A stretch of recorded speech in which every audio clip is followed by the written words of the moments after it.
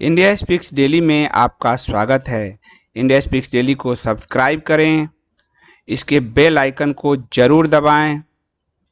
Join button के जरिए आप इसकी सदस्यता जरूर लें और यदि इसका कंटेंट आपको गुणवत्तापूर्ण लगता है तो आप 100 रुपीज़ पर मंथ का सब्सक्रिप्शन जरूर पे करें।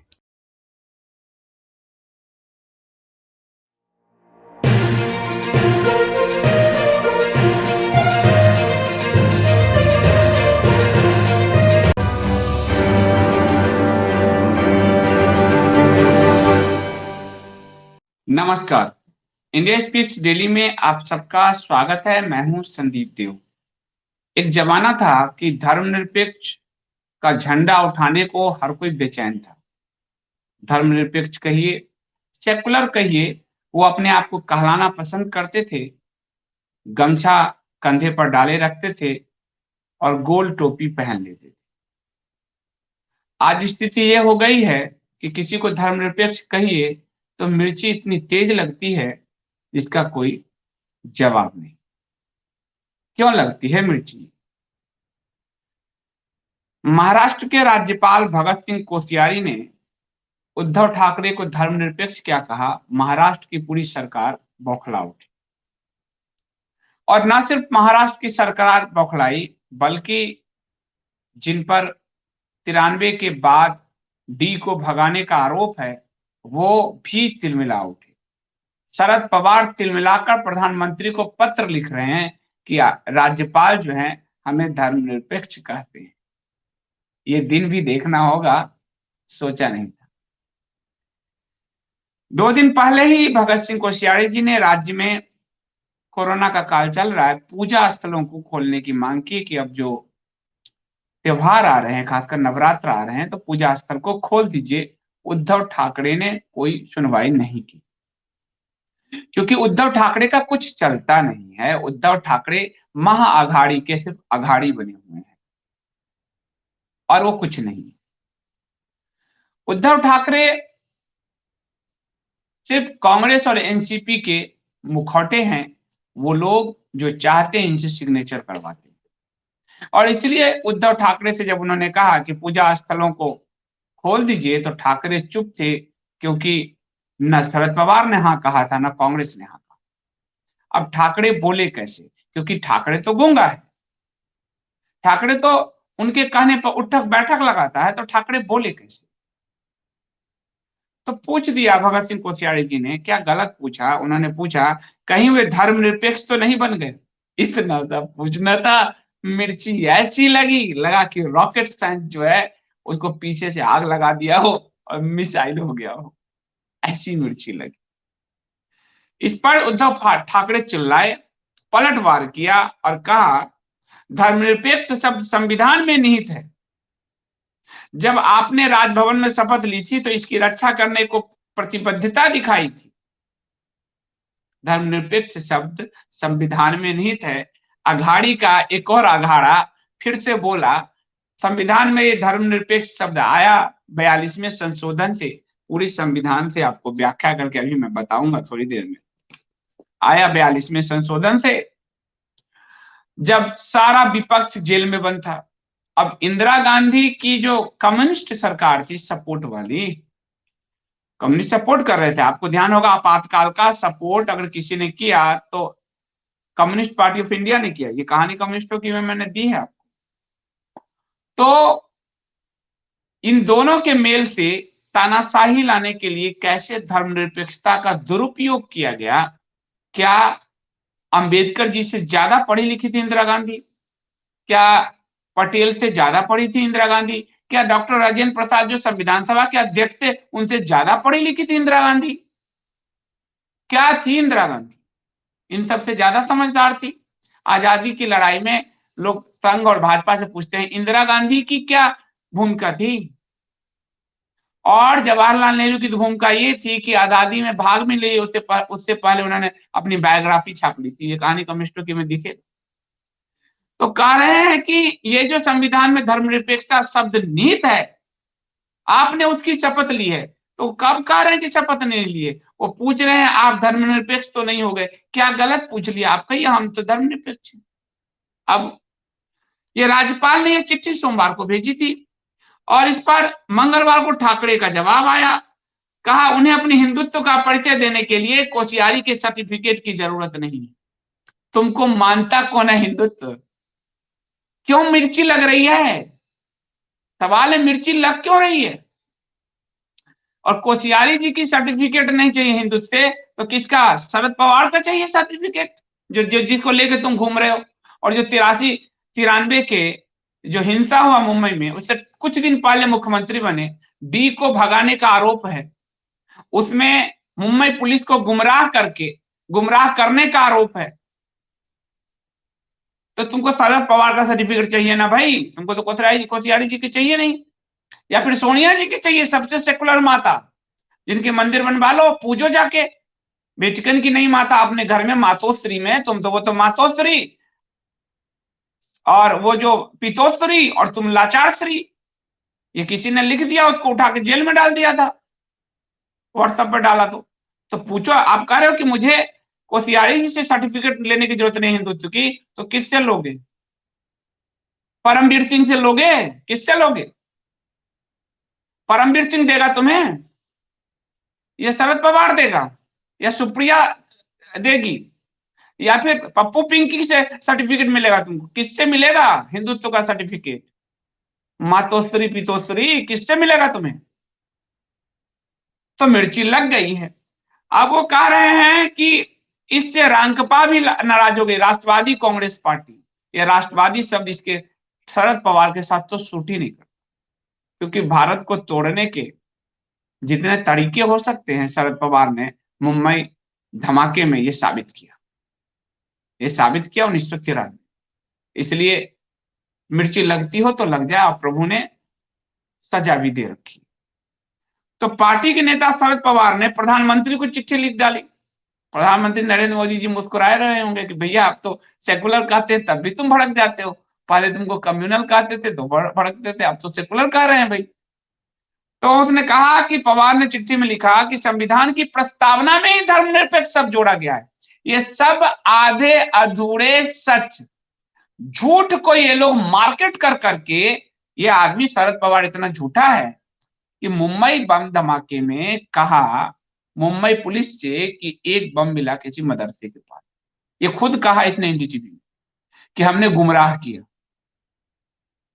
और एलटीटी की तरफ मोड़ दिया। और फोड़ा किसने था? कराची वाले भैया ने, दुबई वाले भैया ने, जिसको भगाया। ये इतना झूठा है, इसलिए झूठ बोल रहा है। कह रहा है संविधान में धर्मनिरपेक्ष शब्द जोड़ा गया है जो कि सभी धर्मों की रक्षा के लिए। ये शरद पवार कह रहा है तो सभी धर्मों की रक्षा के लिए है। तो दाऊद को भगाने के आरोप आप पे जो लगे हैं, आपने झूठा बम प्लांट की खबर क्यों दी थी और उसको हिंदू आतंकवाद से उस जमाने में 90 में क्यों जोड़ दिया था? बोरा कमेटी तो बता रही कि आप कौन से धंधे करते हो। ये सरकार है। मेरे जैसा आदमी होता तो पहले ही दिन बोरा कमेटी सामने रख के आपको कॉलर पकड़ के ले आता। ये तो सरकारों को राजनीति खेलनी होती है, इधर उधर गेम खेलने होते हैं। बोरा कमेटी संसद के पटल पे रख दे, पता चल जाएगा कि क्या धर्मनिरपेक्षता है इसके अंदर। सारे माफियाओं के साथ धर्मनिरपेक्षता खेलता रहा ये लोग। तो कह रहे हैं कि सभी धर्मों की रक्षा के लिए है। इसलिए मुख्यमंत्री की कुर्सी पर बैठे व्यक्ति को संविधान के ऐसे सिद्धांतों को कायम रखना चाहिए। दुर्भाग्यपूर्ण है कि राज्यपाल का मुख्यमंत्री को लिखा पत्र ऐसा है जैसे पार्टी के नेता को लिखा गया हो। मुख्यमंत्री संविधान की रक्षा कर ही नहीं रहा, वो अकेला रिपब्लिक टीवी से लड़ने में लगा है। मुख्यमंत्री कंगना रनावत के घर पर बुलडोजर चलवाता है। मुख्यमंत्री बेबी पेंगुइन को बचवाता है। मुख्यमंत्री अपने फार्म हाउस के बाहर रिपोर्ट करने वाले रिपोर्टरों को उठवाकर जेल में डालता है। मुख्यमंत्री की पूरी लड़ाई अर्नब गोस्वामी से हो गई है। मुख्यमंत्री पालगढ़ के संतों की जो मारे गए, पालगढ़ के संत, उस पर मिट्टी डालता है, पर्दा डालता है। मुख्यमंत्री के पद पर है कहां ये व्यक्ति? कोरोना के लिए पीआर एजेंसी हायर करता है। ये काम क्या? बिहार और यूपी के मजदूरों को धक्का देकर वहां से निकलवाता है।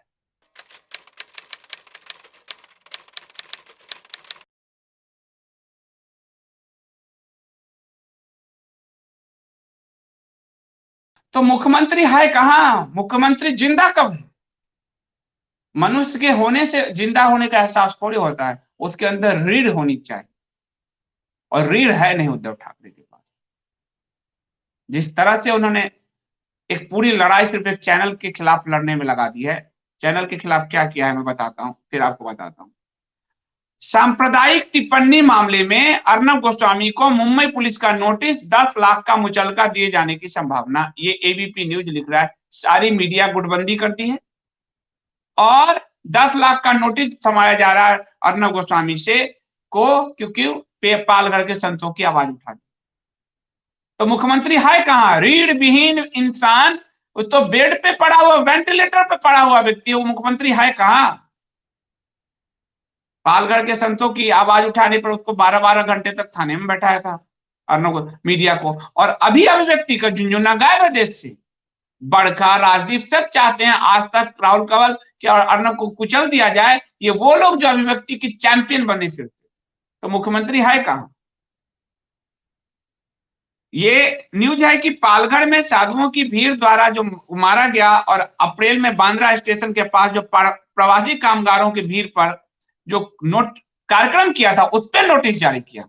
तो ये आदमी रीढ़ विहीन बिहार यूपी के मजदूरों को धक्का मारकर बाहर निकाला। इसका खुद बाप दादा परदादा बिहार से आया हुआ है, खुद डीएनए इसका बिहार में है, और बिहारी और यूपी के लोगों को भैया करके धक्का मरवाया। उस पर रिपोर्ट किया अर्नब गोस्वामी ने, तो नोटिस थमा रहा है। पालघर के संतों के मामले में नोटिस थमा रहा है। धारा 108 के तहत नोटिस जारी किया गया है अर्नब गोस्वामी को, सीआरपीसी की धारा 108 के तहत। और उसमें जो है मुचलका जमाने की बात, मुचलका जमा कराने की बात है। उसके रिपोर्टर को जेल में डाला, उसके एक रिपोर्टर प्रदीप को नोटिस भेज रहा है। अर्नब गोस्वामी पर को 12-12 घंटे बैठाया। तो मुख्यमंत्री है कहां? कहा तो दिया भगत सिंह कोश्यारी जी ने कि धर्मनिरपेक्ष बन रहे हो क्या, तो क्या गलत कह दिया? तो शरद पवार को मिर्ची लग गई और दौड़ते हैं प्रधानमंत्री के पास, क्योंकि प्रधानमंत्री ने इनको पद्म भूषण भूषण विभूषण कुछ दे रखा है, इसलिए दौड़ जाते हैं वहां हर बात में चिट्ठी लेके। तो वहां वो चिट्ठी लिखी कि सभी धर्मों की रक्षा के लिए है, मुख्यमंत्री की कुर्सी पर बैठे व्यक्ति को संविधान के ऐसे सिद्धांतों को कायम रखना चाहिए। और राज्य का मुख्यमंत्री को लिखा गया राज्यपाल द्वारा पत्र, ऐसा है जैसे पार्टी के नेता को लिखा गया हो। अरे वो तो पार्टी का भी नेता नहीं था, तुमने और सोनिया ने मिलके शिवसेना को सब सेना बना दिया, तो पार्टी भी नहीं। आगे वो लिखते हैं, मुझे पूरा विश्वास है कि एक लोकतंत्र में राज्यपाल और मुख्यमंत्री के बीच विचारों का आदान प्रदान स्वतंत्रता के साथ होना चाहिए। हालांकि इसका भाव हमेशा उस संवैधानिक पद को ध्यान में रखकर होना चाहिए। अब बात क्या हुई? बात यह है कि मंदिर खुलवाने की मांग के साथ भाजपा कार्यकर्ता पिछले 2 दिनों से लगातार प्रदर्शन कर रहे हैं। उनका कहना है कि जब राज्य में सब कुछ तुमने खोल दिया है तो मंदिर क्यों बंद रखा है? अब धर्मनिरपेक्षता यहां आ आती है कि तुमने खोला तो सब कुछ, पब चलेगा तुम्हारा, मंदिर नहीं चलेगा।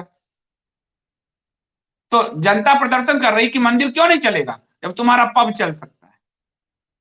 और मंदिर चालू, उसमें कहा गया मदिरा चालू मंदिर बंद।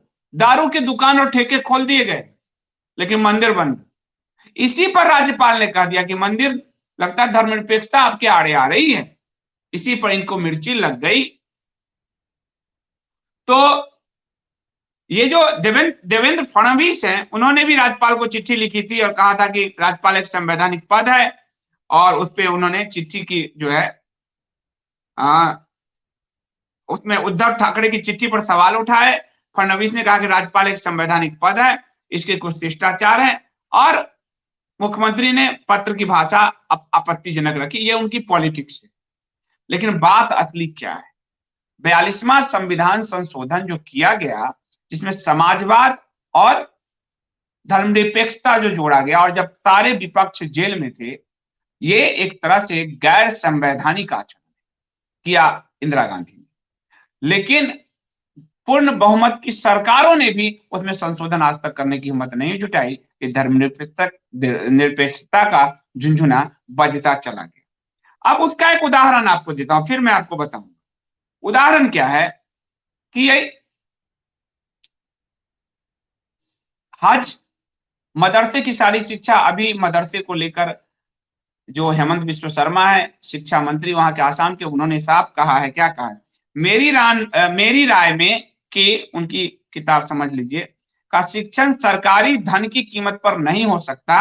अगर हमें ऐसा करना है तो बाइबल और भगवत गीता को भी सिखाना चाहिए।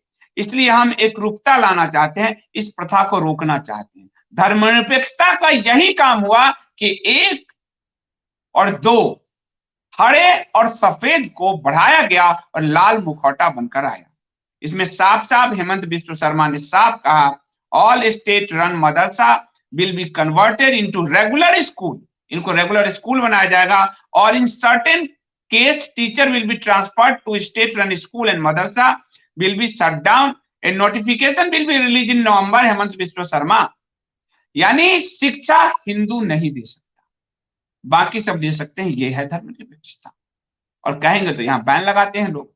और आपको और बताता हूं, यही नहीं हुआ, 2009 का जो शिक्षा का अधिकार कानून है, 2009 में सोनिया जी की बेटकन सरकार थी, तो वो जो शिक्षा का अधिकार कानून है 2009, उसमें गरीब बच्चों को शिक्षा देने का सारा भार हिंदुओं पर डाला गया, और सब्सिडी लेने का भार किन पर डाला गया, हरे सफेद। और सब्सिडी का खेल क्या हुआ ये आपको बताता हूं, क्योंकि एक उदाहरण आपको देना बहुत जरूरी है, तब समझ में आएंगे। उत्तराखंड में सरकारी रिकॉर्ड के अनुसार 2,61,800 मदरसे होते थे। कई दशकों से इसमें जो है छात्रवृत्ति दी जाती थी, सब्सिडी हमारे और आपके पैसे का। एक दिन उत्तराखंड की सरकार ने इन सबके बैंक खातों को आधार कार्ड से जोड़ दिया। 88% मदरसे अपने छात्र समेत गायब हो गए। 14 करोड़ की जो सरकारी छात्रवृत्ति जाती थी, अब 2 करोड़ रह गई। ये लूट का धंधा धर्मनिरपेक्षता की आड़ में चला, और यही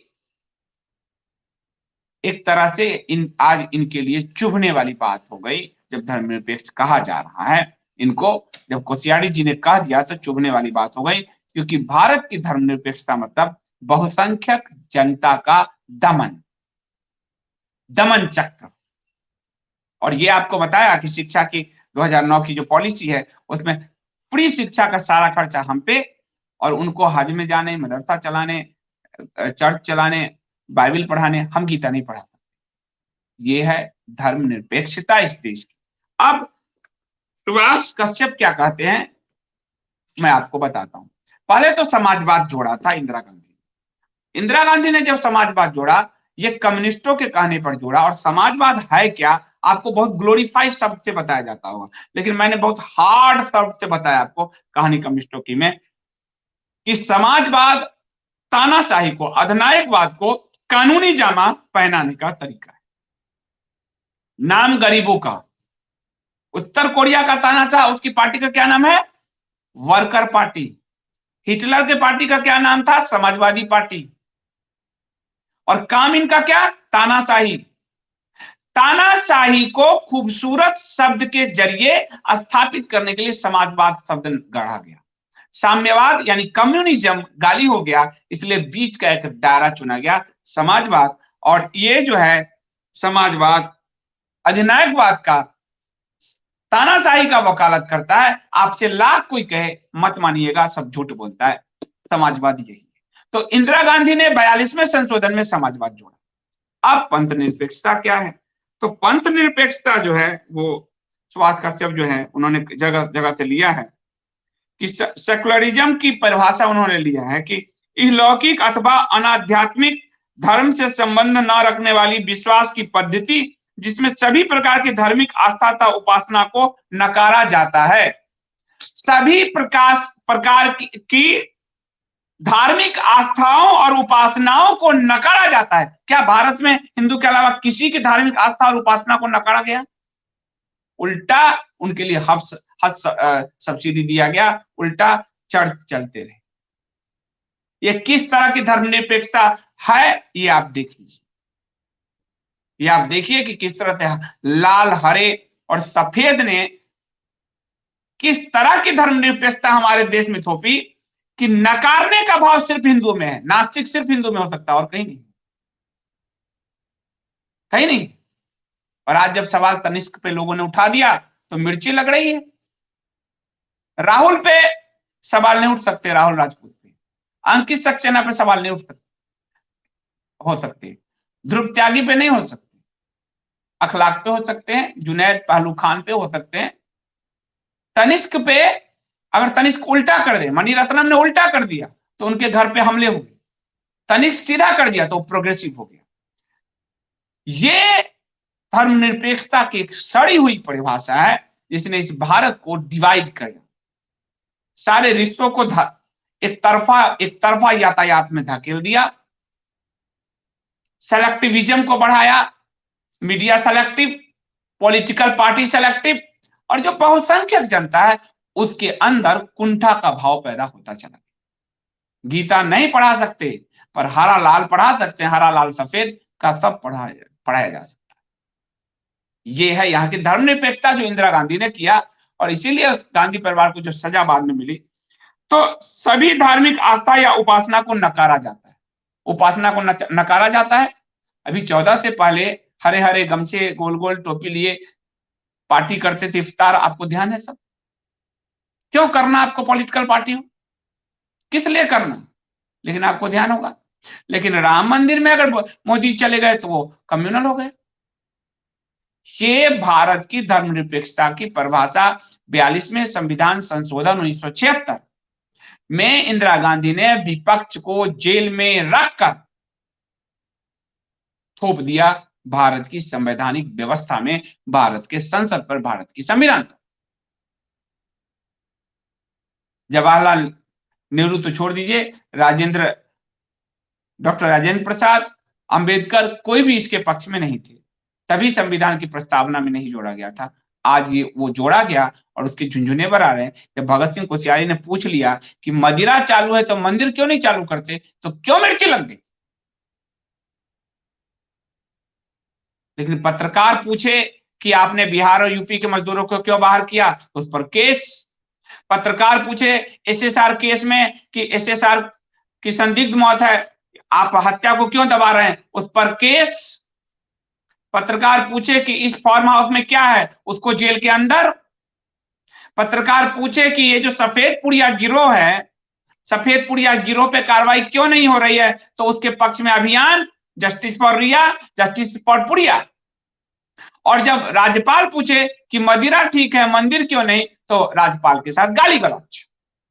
ये महाराष्ट्र की सरकार है, गुंडे मावालियों की सरकार है, गुंडागर्दी करते हैं, लोगों को मारते हैं। ये वहां पर बिहार यूपी के मजदूरों को भगा दिया वहां से। क्या बिहार मजदूरों को अधिकार नहीं है, बिहार और यूपी के मजदूरों को मकान, जो बड़ी बड़ी अट्टालिकाएं हैं, क्या खुद ही बन गई, कोई मजदूर ने नहीं बनाया उसको।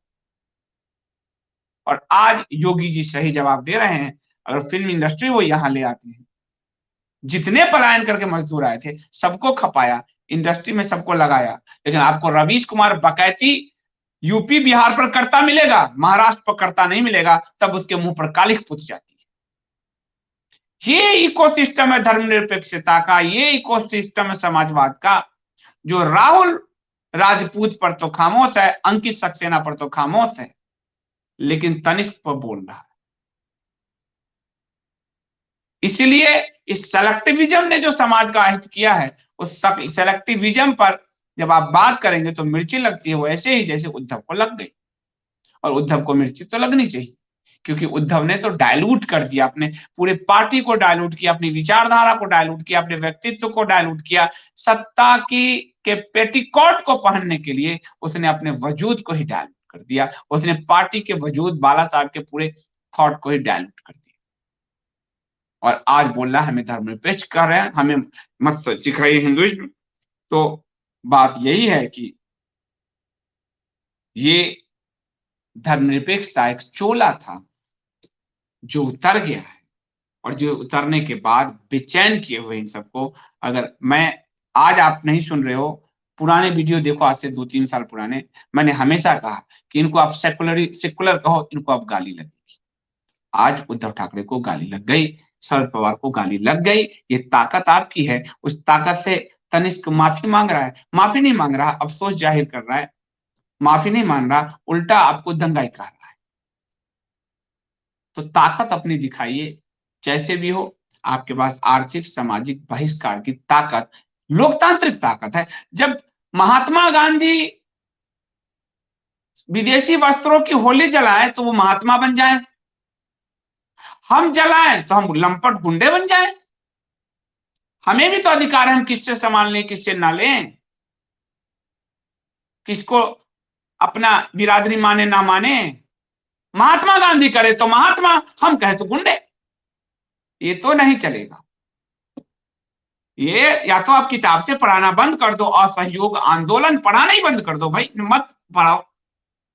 महात्मा गांधी ने असहयोग किया था, महात्मा ने जब असहयोग किया था तो वो एक रास्ता खींच दिया, हम भी तो असहयोग करेंगे। आज इन सभी तथाकथित धर्मनिरपेक्षों से आप असहयोग शुरू कर दीजिए। इस असहयोग में ही आपके भविष्य के पीढ़ी का जो पूरा उनका पूरा भविष्य की पीढ़ी का पूरा मार्ग जो है तैयार करेगा। आज लोग इतने जागरूक हो गए कि तनिष्क पर एनडीटीवी ने झूठ फैलाया कि गांधीनगर की दुकान में तोड़फोड़ हुआ, माफी मंगवाया। गांधीनगर का दुकानदार फोन करके कह रहा तनिष्का मेरे साथ कुछ नहीं हुआ, एनडीटीवी झूठ बोल रहा है। बेचैनी यहां हो रही, क्योंकि अब हर हर आदमी अपने मोबाइल के साथ एक ब्रॉडकास्टर हो गया है। हर आदमी स्टिंग कर रहा है, मोबाइल पे फोन करके डाल रहा है। बेचैनी धर्मनिरपेक्षों की ये है कि वो जो एक तरफा नरेशन चलाए हुए थे, वो नरेशन ध्वस्त हो रहा है, वो नरेशन चल नहीं पा रहा। इसीलिए भगत सिंह कोश्यारी जब पूछ लेते हैं कि धर्मनिरपेक्ष हो गए हो क्या, तो ऐसा लगता है क्रायोजेनिक इंजन में बैठा के फेंक दिया हो ऊपर में, धू धू धू धू धुआं लग गया। धू धू धू धू धुआं लगाते रहिए, इनको इनको एक्सपोज करते रहिए। ये आपकी ताकत है। एक हाथ का मोबाइल आपकी ताकत है। आर्थिक सामाजिक बहिष्कार आपकी ताकत है। आपको कोई कहे तो कहो भाई मैं उस अहिंसक गांधी को मान रहा हूं। उन्हीं के कंधे का इस्तेमाल करना आपने नहीं सीखा तो कृष्ण क्या आपको कैसे आपके पितृपुरुष हो जाएंगे।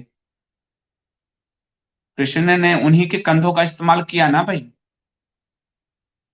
भीष्म पितामह से ही पूछवा लिया कि तुम कैसे मरोगे। द्रोणाचार्य का बेटे का इस्तेमाल किया कि कैसे मरोगे। कर्ण का ही, हर किसी का उपाय किया ना कृष्ण ने। तो आपको अब महात्मा का उपयोग करना है, महात्मा गांधी, जिनको भाजपा वाले भी झुंझुना बजाते हो, कांग्रेस तो खूब झुंझुना बजाती हो, तथाकथित सेकुलर और झुंझुना बजाती है। तो कहो कि हाँ भाई, महात्मा गांधी के बताए रास्ते पर चलते हुए हम असहयोग आंदोलन करते, कर दो। आज जब तनिष्क के खिलाफ आपका असहयोग है तो कोई आपको कह रहा है इतने जहर कहां से आए, कहना महात्मा जी ने दिया था। महात्मा जी जहर की 2 बोतल हमारे लिए छोड़ गए थे 47 में, वही जहर गटक रहे हैं। कह दो ये बात, साफ कर दो।